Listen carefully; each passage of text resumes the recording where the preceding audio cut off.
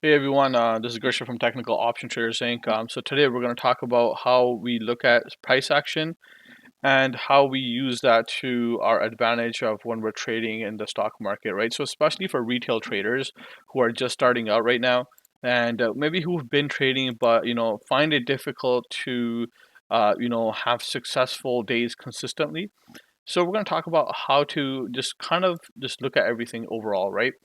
So the first thing is you have to start off by understanding what the market is doing, and you must have a list that covers the market. Okay. So for example, this is my watch list on the market, and these are the stocks that I look at on a daily basis, right? So you got the S&P 500, you got IWM, you got Dow Jones, and you got Triple Q. You got bonds. So you don't need to look at everything, but just the major indexes, right? Have a look at them and see how they're performing on a day-to-day basis, right? And then you must be able to identify areas of support and resistance. For example, if we look at S&P 500, this is my area of resistance in these two ranges right here. SPY was able to get above this level, broke down. It went above this level. There was no follow through, and the sellers were able to push it all the way down here. Okay, so what this is telling me is that SPY right now is continuing to have sellers right up here in this range. So this is a wide range if you're asking me, right? So this is a very, very wide range. But from 2020 to 2021, we had a consecutive bull market where price just continued to increase after small periods of consolidation. So trading in these areas was very, very easy, and it's somewhat easier to get bigger profitable days, right? So now what we've turned into is since you can say since last year September, we all went shot up all the way to about 480, right? And then after this, we've gone into a consolidation phase. Okay, if we just look at this area now, so this is year to date, you could say, right? So this is what 2022 looks like right now. So this is an area of just consolidation between this upper range and this lower range right here. Okay, price is just bouncing around, right? So if we look at this, right, and we have to understand something fundamental here. Stocks are not making new highs since January. We're about to go into May. It's been about 5 months. The stock market is not making new highs. Okay, so that is a little bit worrisome. Okay, so something to keep an eye on. But at the same time, it's not making new lows. So it's made a low here, but it's not making new lows. Okay, so that's something to think about at this point, right? So if the stock market continues to fall here, so we can be more bearish. But at the same time, it can do anything it wants in this area. We have no control over this, right? The better play would be is when the stock price closes below this, because this level has been tested multiple times. So once, twice, now it's going for a third test. So if third test breaks, right, the chances are the breakdown will be bigger. So therefore, you have to understand how technical analysis and price action work. So if you can see here, every time it broke down, you saw we had consecutive selling with high volume. This is the previous days right here, and the volume on these particular days, the green volume was very weak and it was overpowered by sellers. So these buyers right over here were not strong enough to hold this, and then sellers were able to push it down. Okay, that's something that you have to understand as a retail trader, is where to enter and where to exit. Your analysis could be right, spot on, but if you don't understand where the best entries and exits are, you'll never be able to take a profitable trade. So right now, you guys see a short position I have on SPY from up here. I'll get into that later if we get some time here. So next thing is to look at the triple Q. So once you understand how to look at the market, then what you do is you simply just go here, which this is Yahoo Finance, by the way. So you go Yahoo Finance, you click on this, you'll come to this sector. We were looking at SPY, so we see SPY is falling. Okay, so let's just research of SPY. We go under holdings, and we see the top holdings is SPY is Apple, Microsoft, Amazon, Facebook, and Google, right? But then this right here is a sector weighting. Tech only makes up 25% of all of S&P 500. Okay, then healthcare makes up 13%, right? Then financials make up another 13%, right? So what we have to look at is if tech is breaking down, right? and we add, say, healthcare to that, that's about 38% of the whole market on the S&P 500 breaking down. So that's why, as you guys can see here, I track the sectors, right? So we got energy, XME, this is like materials, XLU. So you guys can take a moment if you guys want to pause the video here and just note down all the sectors that there are. So this is healthcare, XRT, and then you guys can see how each sector is doing.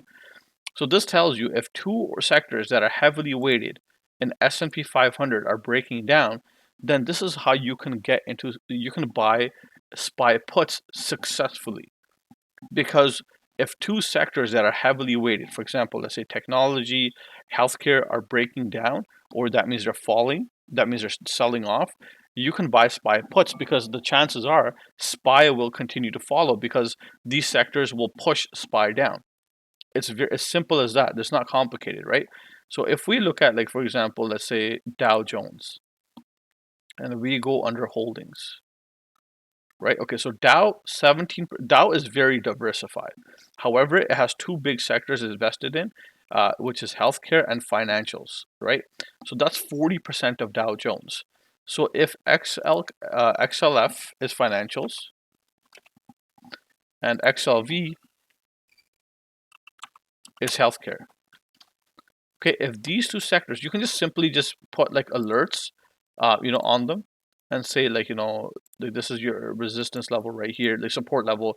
If this breaks down, then you have XLF, which is financials. If financials breaks down, then you're gonna be like, okay, you know what? I'm actually bearish on financials now, because it's breaking down out of a certain pattern, right? So now, if you know these two sectors are breaking down, chances are the Dow Jones is also going to come down as well. Okay, so because these two sectors make up 40% of Dow, so this is where you can get into DIA puts.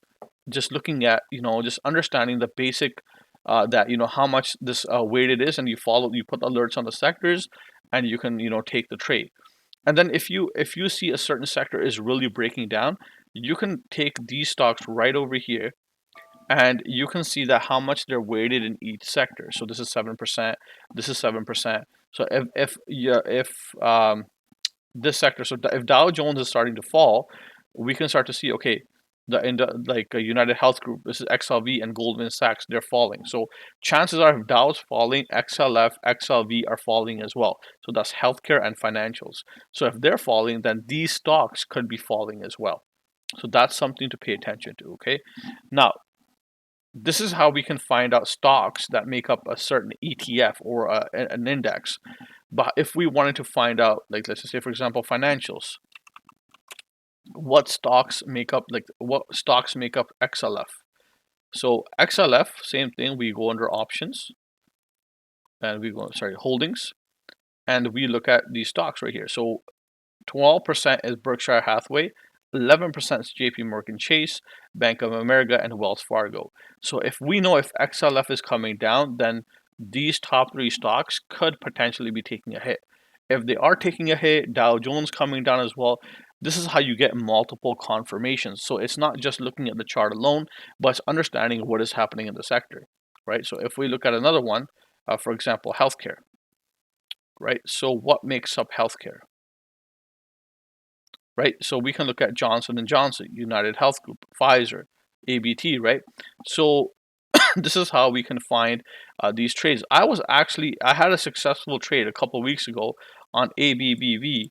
The reason for that was I had no idea what the stock is. Okay, the reason why, if we press this, and we can compare. Okay, so I've just added, so this right now represents XLV, which is a healthcare ETF. Versus the ABBV, this makes up, this is a part of the healthcare ETF. As you can see here, when this price shot up on XLV, I got an alert that healthcare ETF is going up. So when I got that alert, I looked at went to Yahoo Finance, looked at the stocks that could be moving with it. I picked this stock, and as you guys can see, the volume behind it, it ripped really quickly. Right, this is how you can find that, and it was breaking it was all-time highs, right? And it was breaking its consolidation zone right here. So on that particular day, if we just play, like, just watch this. This is the healthcare ETF moving, and this is ABBV moving. Okay, so let me just show you guys how it works. Okay, do you see that? Like, so this moved quick up, and so did this. So that's how you can simply identify it. So right now, let's look at another example. So semiconductors. Okay, so semiconductors have a pattern going on here, which is called the head and shoulder pattern, right? We can compare this to NVIDIA. Okay, now as you guys can see, this in orange is NVIDIA, and this is the semiconductors ETF. Like, it's very similar, right? The pattern it's pretty much identical, right? So if semiconductors break down, chances are NVIDIA will break down too, right? But now the other thing is, if what happens at certain levels, right? So the first thing that we have to understand is resistance and support. What is resistance and what is support? Okay, so resistance and support are two key terminologies that you guys will hear over and over again in a lot of my videos and sometimes in the market as well. Okay, so understanding resistance and support is very important. So resistance is where is, you can see, a supply zone. So this is where sellers are sitting. And support is a demand zone. This is where buyers are willing to buy the shares. Now, over the last couple of days, we had this area that was an area of high interest, which is a 242 and about 254, right? So this area, when price came back to test this area, price consolidated. It was unable to determine where it wants to go. Okay, so if you try to trade in this area, so as you guys can see, this is from 237 to about 245. This is not a big range. So this is not a big range. Okay, this is tight. This is consolidation. This is where you will lose money. This is where market makers will trap you. They will trap you like crazy, and you will not know what to do here. So the best thing to do is be patient, wait for the setup, and then execute the trade. Really understand what's going on here. So if we look at this, right, so we can see price, right, this is an area of support that we have previously, right? Price came to this level, it bounced, right? Then it came to this level again. We have a wick here, it bounced, right? Now, you know what market makers did? So a lot of people will put their stops here. Be like, okay, we're gonna go long, but if it comes down to this price, we're gonna sell. So a lot of market makers just adjusted their stops, right? So right now, as we're talking, this is how my alerts show up here, right? And this is exactly how they go into our trading community as well, just to inform everyone, right? So ES crossing down. So this is how the alerts work, okay? So now looking at this, right? If semiconductors continue to move up here, they're not able to get above, right? So this is a level of resistance. If we look at NVIDIA, it did the same thing, okay? It tried to move above, right? Price tried to bounce from here, it couldn't. Then it finally broke down this level, right? With multiple tests with volume yesterday, and we were able to catch the down move on NVIDIA, right here. But today, look what it's doing today. It's literally trapping everybody. Like, it's trapping the shorts and it's trapping the longs, right? Just have a look at this. Price is literally trading between 204 and 197, and it's just trading in this range right now. They're trapping everybody. So after a stock makes a big move, there's always pause in the market before it decides it's going to continue down or it's going to bounce, because this is where a lot of people could be liquidating, a lot of people could be adding to their positions, depending on your time horizon. Now, NVIDIA in the next 5 years could be trading at like 500. We don't know that. But right now, a lot of people might be liquidating because they're scared. But the other thing that tells us is the volume, okay? So over the past few days, what we can tell that, we can see clearly is selling volume has been very aggressive. So NVIDIA tried to go above this level, right? When it went above with volume is great. Like, this is a huge push, right? You could take in a trade up here. And then the next level was right here. It went above this level. This was a good trade as well when it bounced here, right? But the thing is, then it finally stalled, right? So if a trend is going to continue, it's going to take a breather like this and then possibly continue to go up.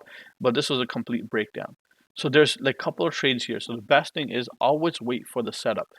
The setups will come. You want to avoid areas of consolidation. You want to avoid that period. The biggest thing, or the biggest mistake that retail traders make is that they want to trade every day. Because they want to trade every day and they want to make money every day, this is where they lose out. Because right now is not the same market as 2021 and 2020. This market has changed. It's slow. It's a slow grind up. It's a slow grind down. So if you don't get into a position based on your technical setup or with the right risk to reward, your chances of losing money increase exponentially. So you must be careful when you're trading. I hope you guys found this video helpful. And if you guys want to see some more clarifications or more ideas, let me know. I'll make a video. I'll make another video here. If you guys want to join our community, we talk about where to trade, where not to trade. Like for example, today the alert went out right in the morning here. I'm like, today's Friday. They can kill premiums fast in both directions, right? I'm like, and I said I won't trade today. Simple as that. When you gotta know when to trade and when not to trade. These are two most important things that you must realize in the stock market. But I hope you guys found this video helpful, and I hope you guys have a great weekend, and I'll see you guys soon.